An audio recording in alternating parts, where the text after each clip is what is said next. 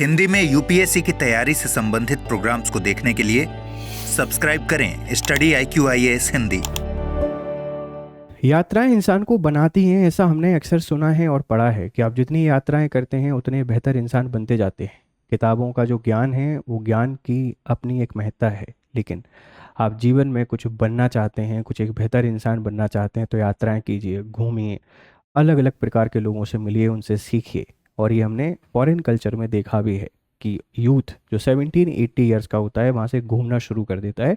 पहले self depend बनते हैं, काम करते हैं, कुछ भी 7-8 महीने साल के काम करते हैं, 2-3 महीने घूमते हैं, क्योंकि वहाँ फिलॉसफी ऑफ मनी नहीं चलती। उनका एक बड़ा सिंपल सा फंडा है कि जीवन के लिए पैसा ज़रूरी है, पैसे के लिए जीवन नहीं।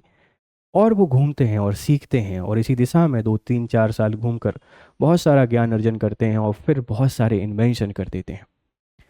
लेकिन अंतर्राष्ट्रीय यात्राओं के लिए जो सबसे ज़रूरी दस्तावेज होता है, जो आपकी पहचान पत्र के तौर पर माना जाता है, आप उसको पासपोर्ट कहते हैं। ये आपकी पहचान पत्र, आपकी राष्ट्रीयता की आइडेंटिटी होता है। अभी रिसेंटली हम एक न्यूज़ को देख रहे थे, उस न्यूज़ में लिखा हुआ था कि इंडिया का जो पासपोर्ट है ये पूरे विश्व स्तर पे क्यों गिर रहा है।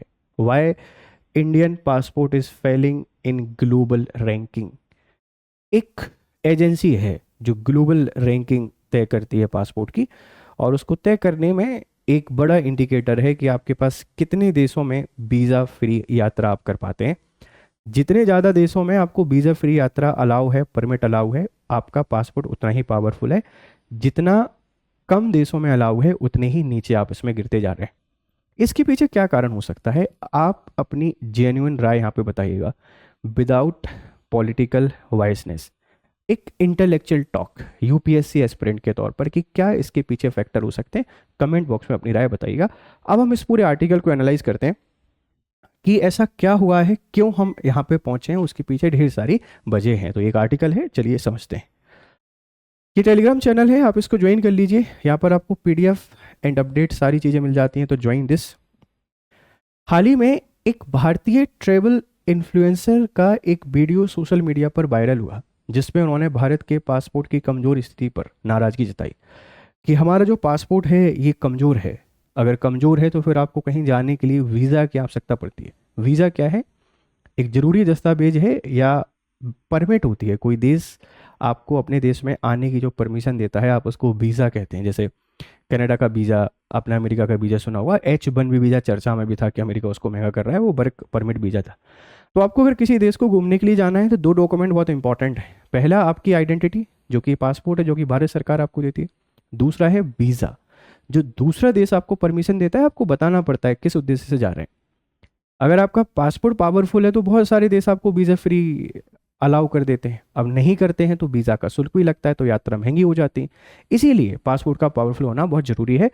तो उसके बाद से चर्चा में आया कि जहाँ भूटान और श्रीलंका जैसे पड़ोसी देश भारतीय पर्यटकों का स्वागत करते हैं, वहीं पश्चिमी और यूरोपीय देशों को वीज़ा प्राप्त करना आज भी कठिन है। ये एक बेस्ट की हिपोक्रेसी भी है। ये अपने आप को सुपीरियर दिखाने के लिए कुछ ऐसे एजेंडा हमेशा करते रहते हैं जिसके कारण भारत को नीचे दिखाया जा सकता हो। इनको वीज़ा फ्री करने में कुछ जाना नहीं है इनका, सिर्फ और सिर्फ इसलिए ये मुश्किलें करते हैं ताकि हमको परेशानी आए, हम अपनी सरकार को क्रिटिसाइज़ करें और ये अपनी जो वेस्टर्न हिपोक्रेसी है उसको बनाए रखते हैं।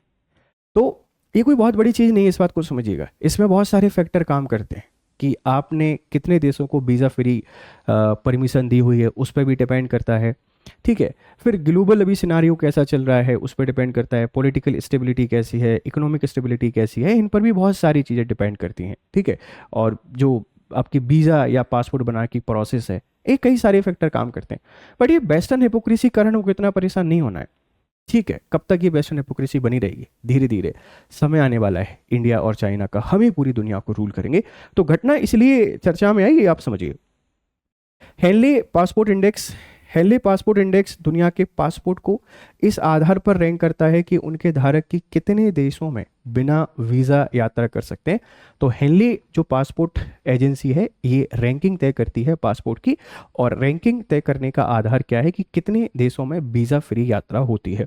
हमारी अभी स्थिति थोड़ी खराब है, इस बात को ध्यान रखिएगा। यह है भारतीय पासपोर्ट की रैंकिंग में गिरावट। 2014 में हमारी 76 भी रैंकिंग थी, 52 देशों की वीज़ा फ्री यात्रा कर पाते थे। 2015 में हमारी रैंकिंग 85 थी, 52 देशों की यात्रा कर पाते थे। 2023 में थोड़ी सी सुधरी, ये 80 हुई।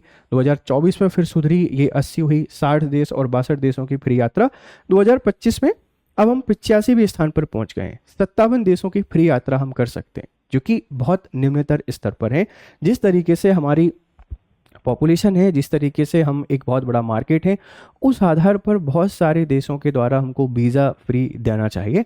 लेकिन कभी कभी हमारे जो बिहेव हैं या सिविक सेंस हैं वो भी इनको पीछा कर देते हैं।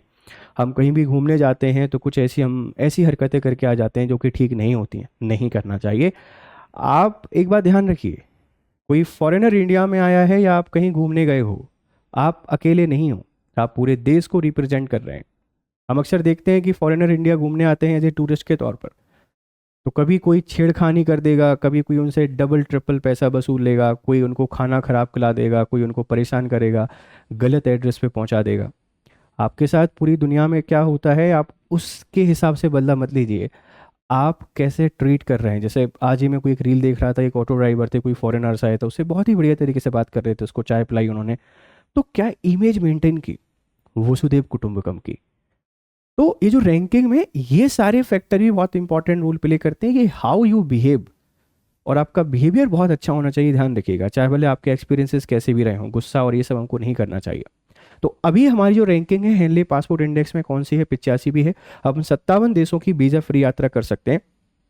पिछले वर्ष 80वें स्थान पर था, इस बात को ध्यान रखिएगा। तो ये रैंकिंग धीरे धीरे डिक्लाइन कर रही है। हालांकि हमारी जो सबसे अच्छी रैंकिंग थी वो 2006 में थी। 2006 में हम 70th या 71, हाँ 70वें नंबर पे हुआ करते थे। तो उसके बाद से हमारी रैंकिंग अभी उतनी बेहतर नहीं हो पाई है। पासपोर्ट इंडेक्स में हमें वीज़ा फ्री कम देश ही अलाउ कर रहे हैं, ठीक है, ध्यान रखिएगा। दुनिया की रैंकिंग देख लेते हैं। सिंगापुर की पहले नंबर पे आता है, 193 देश, यूएन के जितने मेंबर हैं सारे के सारे फ्री अलाउ करते हैं, आ जाओ भाई कोई दिक्कत नहीं है। दक्षिण कोरिया दूसरे नंबर पर आता है, 190 देश अलाउ करते हैं। जापान तीसरे नंबर पर आता है, 190 देश अलाउ करते हैं, ध्यान रखिएगा। भारत 85वें नंबर पर है, और दुख की बात यह है कि अजरबैजान, घाना और रवांडा, इनसे भी हम लोग नीचे हैं। ये देश इकोनॉमिक और फाइनेंशियल क्राइसिस के दौर में है, लेकिन उसके बाद भी इनकी रैंकिंग काफ़ी अच्छी है। इसके पीछे एक फैक्टर काम कर सकता है कि इन देशों ने ज़्यादा देशों को अलाउ कर रखा होगा। भारत भी लिमिटेड देशों को ही अलाउ करता है वीज़ा फ्री, तो इसीलिए भी हमारे पास कम देश हैं जो हमको वीज़ा फ्री अलाउ कर रहे हैं। हम अगर टूरिज्म को बूस्ट करना चाहते हैं तो टूरिज्म को बूस्ट करने के लिए इसके बारे में थोड़ा सा हमको सोचना पड़ेगा, और सरकार को थोड़े और पॉजिटिव स्टेप्स यहाँ पर लेने पड़ेंगे, ध्यान रखिएगा। तो ये कौन टॉप पर है ये भी आपको पता चल गया है। अब कारण क्या है? वैश्विक प्रतिस्पर्धा में वृद्धि, वर्ल्ड लेवल पर जो कंपटीशन है या कॉम्पिटिटिवनेस है इतनी बढ़ चुकी है कि हम उन मानकों को शायद उतना फॉलो नहीं कर पा रहे जितने करना चाहिए, पहला कारण। आर्थिक और राजनीतिक स्थिरता, इकोनॉमिक क्राइसिस पूरी दुनिया में चल रहे हैं, उसका इम्पैक्ट इंडिया पे देखने को मिल रहा है। पॉलिटिकल क्राइसिस हम लोग कुछ ना कुछ देख ही रहते हैं हमारे यहाँ पर, पॉलिटिक्स को लेकर हमेशा, मतलब हमारी पॉलिटिक्स आइडियल पॉलिटिक्स नहीं रही है, एक अजीब तरीके की पॉलिटिक्स हो गई है, तो उसके कारण भी हमारी स्थिति थोड़ी सी यहाँ पर नीचे गिरती जा रही है। सुरक्षा और वीज़ा फ्रॉड, ये बहुत होता है, वीज़ा फ्रॉड बहुत ज़्यादा है, और ये one of the most important factor है आपकी रैंकिंग नीचे होने के पीछे, आपको वीज़ा फ्री कम देशों को अलाउ करने के पीछे। धीमी वीज़ा प्रोसेसिंग और प्रशासनिक चुनौतियाँ, बहुत स्लो प्रोसेसिंग है इंडिया में, बहुत टाइम लगता है काम होने में, आप करप्शन इसको कह सकते हैं। तो दूसरे देशों के लोग जब डिफ़िकल्टीज फेस करते हैं तो फिर वो आपको उसी तरीके से बिहेव करते हैं जैसा बिहेव उन्होंने आपके यहाँ पर देखा है। तो ये कुछ कारण हैं जिनके कारण हम लोग गिरते जा रहे हैं, ठीक है, ध्यान रखिएगा। आगे का रास्ता क्या है? राजनयिक प्रयास बढ़ाना, अन्य देशों से द्विपक्षीय वीज़ा समझौते और यात्रा सुविधाएं बढ़ाई जाएं। ये एक बढ़िया तरीका हो सकता है कि आप, जैसे हम फ्री ट्रेड नहीं करते हैं, इसी तरीके से वीज़ा टाइप एस्टेब्लिश किए जा सकते हैं कि सभी देशों के साथ जाके आप जब भी फॉरेन ट्रिप पे जाएं, हमारे चाहे प्राइम मिनिस्टर हों, चाहे प्रेसिडेंट हों, चाहे कोई हो, जाके बात करें क्या हम एक एमयू साइन कर सकते हैं फ्री वीज़ा ऑन अराइवल पर। तो ये किया जा सकता है। पासपोर्ट सुरक्षा सुदृढ़ करना, ई पासपोर्ट प्रणाली को व्यापक बनाना और फर्जीवाड़े पर सख्ती करना। मैं आपसे बोल रहा हूँ ये बहुत इंपॉर्टेंट रोल प्ले करता है वीज़ा फ्री अलाउ करने में। हम पूरी वीज़ा की जो प्रोसेस है इसको इतना सिंप्लीफाई कर दें, सब कुछ ई वीज़ा करते हैं, जिससे दूसरे देशों को कभी भी परेशानी का सामना नहीं करना पड़े। नहीं सामना करना पड़ेगा तो ऑटोमेटिकली आपकी रैंकिंग इंप्रूव हो जाएगी। वैश्विक छवि सुधारना, भारत की राजनीतिक स्थिरता और आर्थिक ताकत को ग्लोबल मोबिलिटी से जोड़ना होगा। हमको ग्लोबली बताना पड़ेगा हम लोग किस तरीके से हैं। यहाँ पर समझिए, हमारे जो विपक्ष है वो जिस तरीके से देश की एक इमेज को शो करती हैं फॉरेन में जाके, फॉरेन मीडिया के सामने, उससे एक नैरेटिव सेट होता है कि यार भारत में पॉलिटिकल स्टेबिलिटी नहीं है, भारत में शायद डिक्टेटरशिप आ चुकी है, क्योंकि विपक्ष कुछ इसी तरीके से अपनी सरकार की इमेज को फॉरेन में शो करते हैं। मेरा हमेशा से मानना होता है कि आपके घर में कितने भी झगड़े हों, लाख तलवारें चल रही हों, कोई फर्क नहीं पड़ता, लेकिन घर के बाहर किसी को पता नहीं चलना चाहिए आपके घर में क्या चल रहा है।